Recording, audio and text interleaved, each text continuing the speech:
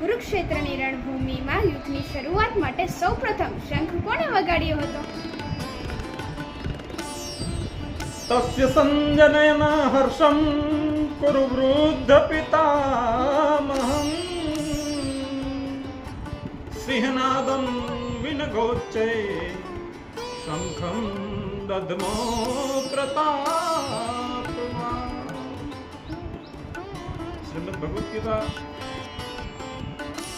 વિષાદ યોગ પહેલો અધ્યાય 12.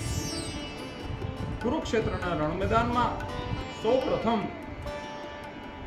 ગંગાપુત્ર ભીષ્મ દુર્યોધનને હરખ જન્માવતા સૌ પ્રથમ શંખ વગાડી અને સિંહનાદની ઘોષણા કરે છે. જેવી રીતે રામચરિત માનસમાં હનુમાનજી સીતાજીની ખોજ માટે સિંહનાદ કરે છે. સિંહનાદ કરી બારહી બારા લીલહી નાદ જલની દિખા.